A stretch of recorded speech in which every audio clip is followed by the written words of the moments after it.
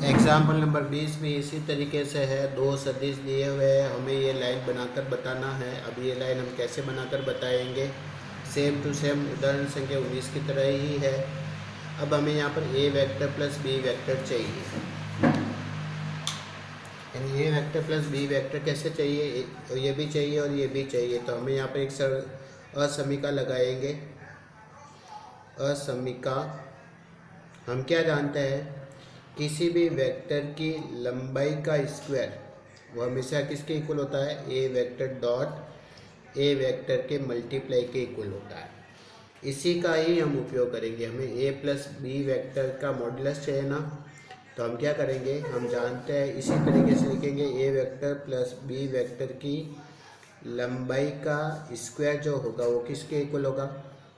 A vector plus B vector dot A vector plus B vector की। अब आपको देखो ये वाला पद आपके पास आ गया है। अब इसको ओपन कर लो बस।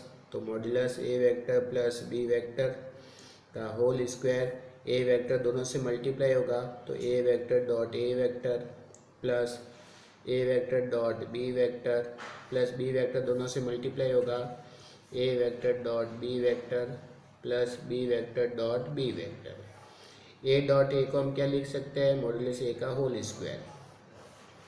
तो इसको ऐसे कैसे राइट कर रहे हैं? A vector plus B vector का होल स्क्वायर। यहाँ राइट करेंगे ए मॉड्यूलस ए वेक्टर का स्क्वायर, या बन जाएगा 2 A vector dot B vector, या बन जाएगा मॉड्यूलस बी वेक्टर का होल स्क्वायर। ये एक तरीके की सरल समीकरण है, A square plus 2ab plus B square. तो क्या बनेगा? Modulus A vector plus B vector का होल स्क्वायर। इस पूरे को हम क्या लिखेंगे? Modulus A vector plus modulus B vector का होल स्क्वायर। अब मैं आपको बता देता हूँ कि मॉड्यूलस वाली जो टर्म होती है, देखो यहाँ पर ये मॉड्यूलस में नहीं है ए और बी, जबकि यहाँ पर ये दोनों मॉड्यूलस में हैं। इसका मतलब यहाँ पर मान हमेशा धनात्मक बनेगा, यहाँ पर भी मान हमेशा धनात्मक बनेगा।